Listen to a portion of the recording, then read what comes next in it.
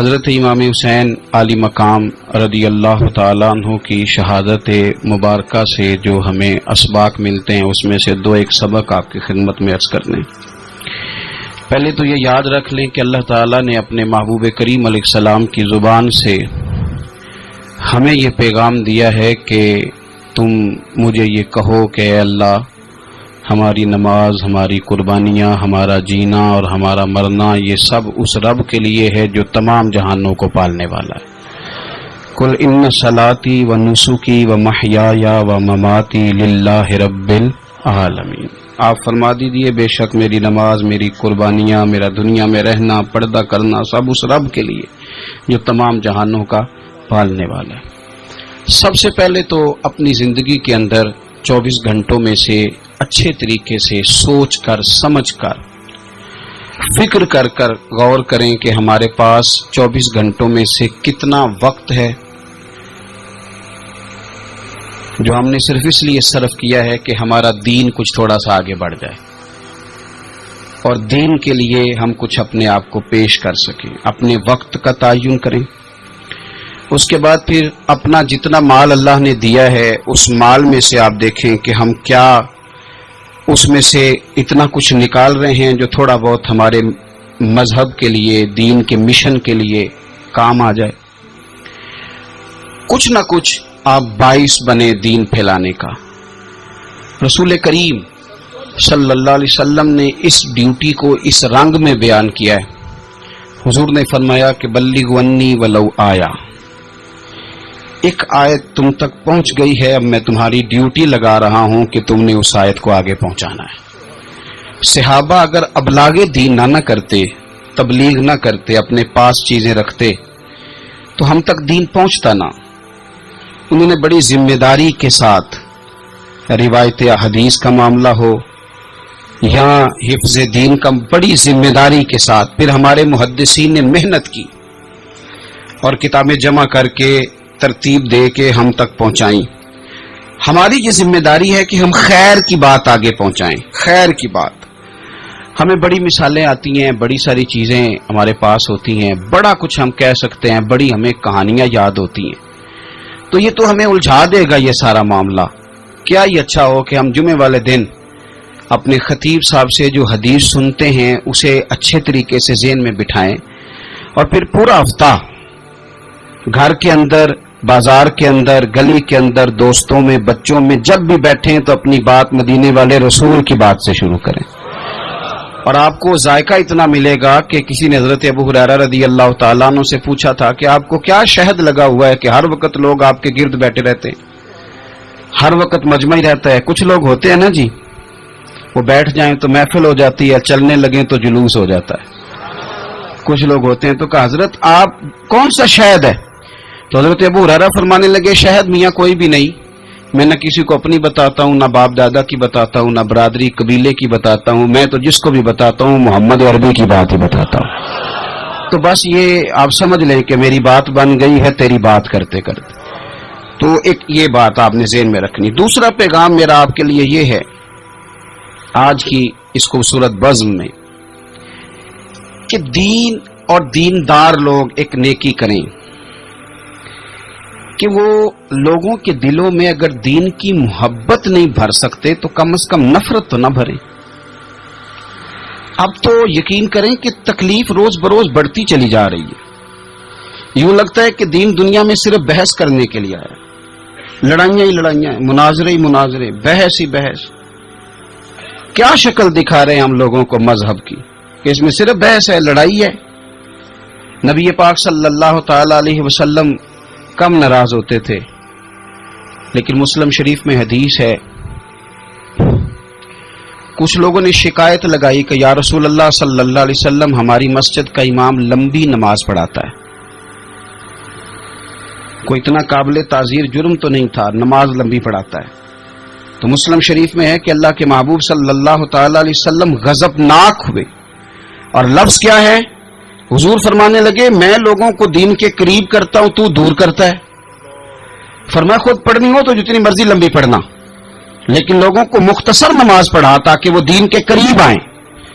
حضور مفتی اعظم عالم اسلام شہزادہ اعلی حضرت شیخ مصطفیٰ رضا خان صاحب رحمۃ اللہ علیہ ہمارے دادا مرشد، آپ کے خلاف کچھ لوگوں نے کتاب لکھی اور بریلی شریف کے عرس میں وہ کتاب بانٹی گئی۔ 24 صفر کو علماء کی وہاں میٹنگ ہوتی ہے اور ہزاروں علماء اس میں راسخ العلم لوگ وہاں موجود ہوتے ہیں، راسخ العقیدہ۔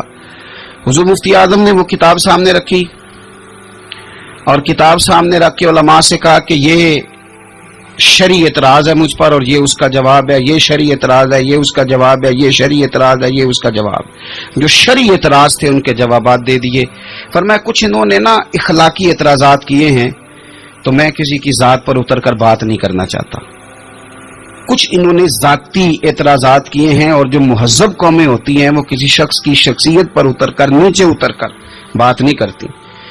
تو یہ شرعی اعتراضات تھے، یہ جواب ہے۔ تو علماء نے پوچھا کہ حضرت یہ کتاب کب چھپے گی؟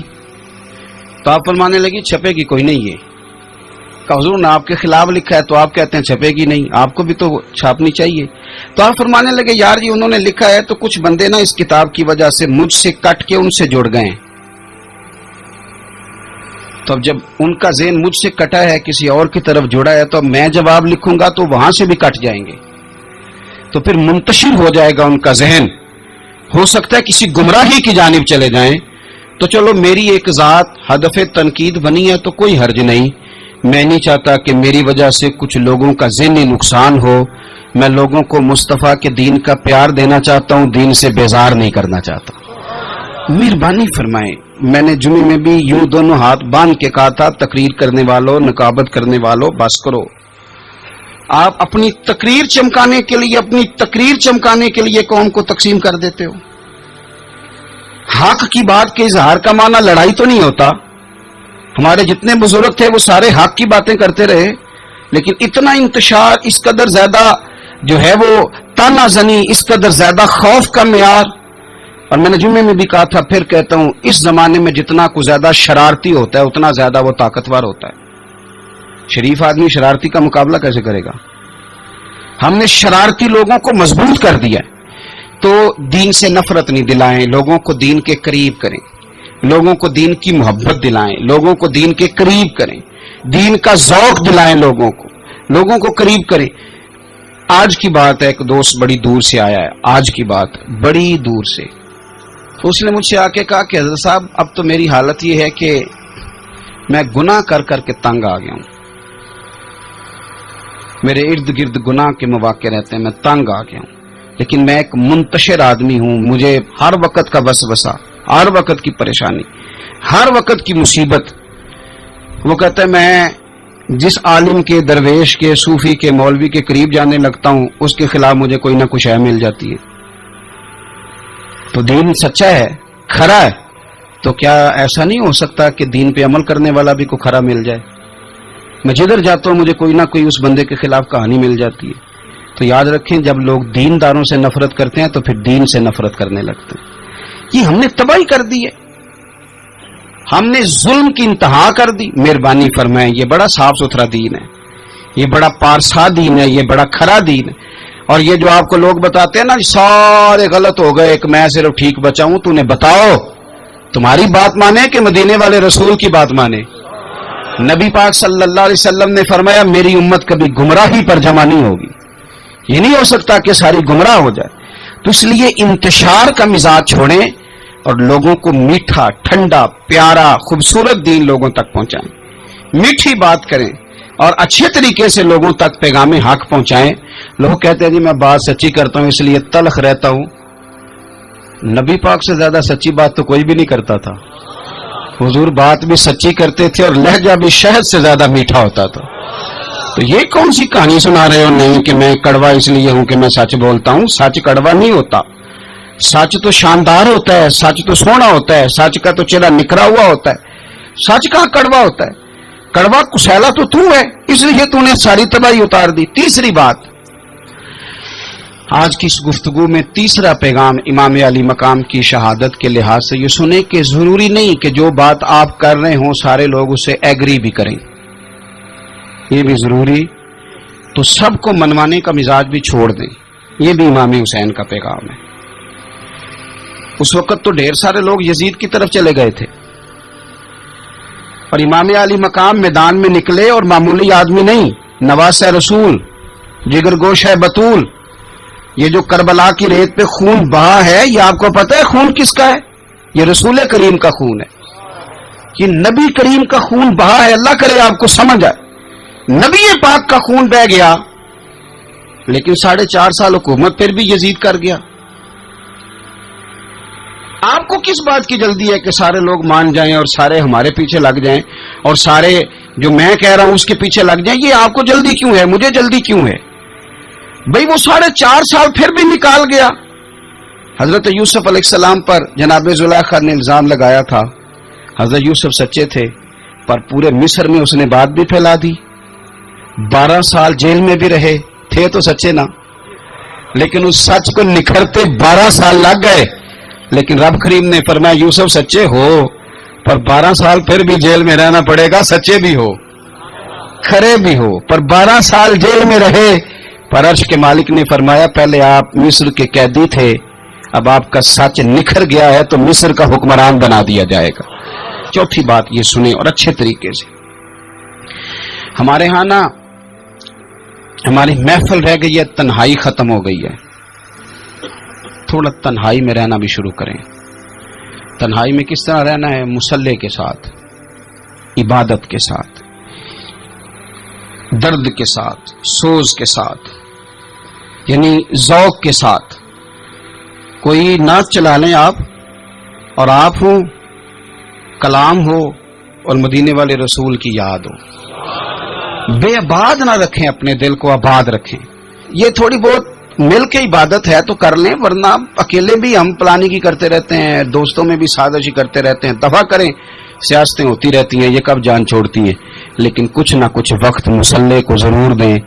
9-10 محرم کی درمیانی رات عمر بن سعد امام علی مقام کے خیمے میں آیا اور آ کے کہنے لگا حسین باتیں دو ہی ہیں.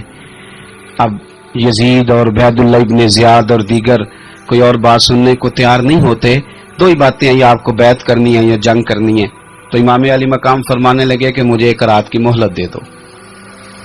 1 رات کی مہلت، سویرے بتاؤں گا کیا کرنا ہے. 9-10 کی درمیانی رات عمر بن سعد نے کہا ٹھیک ہے میں سویرے آ جاؤں گا. تو عمر بن سعد خیمے سے باہر نکلا تو حضرت عباس بن علی، حضرت عباس رضی اللہ تعالیٰ عنہ حاضر بارگاہ ہوئے تو امام علی مقام سے عرض کرنے لگے بھائی جان مجھے پتہ ہے سویرے آپ نے کیا فیصلہ کرنا ہے، اور آپ کو بھی پتہ ہے سویرے کیا فیصلہ کرنا ہے. تو یہ بد باطن قسم کے لوگ ہیں، یہ سوچیں گے پتہ نہیں حسین کمزور پڑ گیا. تو ابھی بتانا تھا کہ ہم نے بیعت نہیں کرنی. آپ نے رات مہلت کیوں مانگی؟ یہ پتہ نہیں رات کیا کیا بدگمانیاں سوچیں گے. فیصلہ تو سویرے بھی وہی ہونا ہے اور اب بھی وہی ہونا ہے کہ ہم یزید کی بیعت کرنے کو تیار نہیں ہیں. تو آپ یہ بھی بات کر دیتے. تو امام حسین فرمانے لگے عباس تیرا کیا خیال ہے؟ میں نے سوچنے کے لیے ٹائم لیا ہے. تیرا کیا خیال ہے کہ میں نے کوئی نئے راہ تلاش کرنی ہے؟ کوئی مجھے اور کسی فوج کے پہنچ جانے کی امید ہے؟ کہا نہیں، مجھے کچھ بھی نہیں کرنا، نہ کچھ سوچنا ہے. فیصلہ بھی وہی ہے جس کا تجھے پتہ ہے. لیکن بھائی یہ آخری رات بچی ہے، کل حسین دنیا سے جائے گا. آخری رات بچی ہے، دل کرتا ہے کہ آج کی رات نہ میں رج رج کے اپنے رب کو سجدے کروں، میں جی بھر کے اس کی عبادت کروں. یہ پیشانی اس کے حضور ناز جھکے. او یار حسین ابن علی تو ایک رات باقاعدہ بچائیں کہ میں نے اللہ کے حضور حاضری دینی ہے اور تو ساری راتیں ضائع کر دیتا ہے. تو تنہائی میں کچھ نہ کچھ عبادت کریں. میں اللہ کے حضور دعا کرتا ہوں کہ اللہ تعالیٰ میدان کربلا کی ہواؤں کا صدقہ، اللہ تعالیٰ حسین ابن علی کے خون کا صدقہ ہماری زندگی پردہ پوشی والی کرے اور موت ایمان والی کرے، اور اللہ تعالیٰ ہمیں ہر فتنے سے محفوظ رکھے اور ہماری اولادوں کو بھی حضور کی اولاد کا وفادار رکھے. آخر دعوانا الحمدللہ.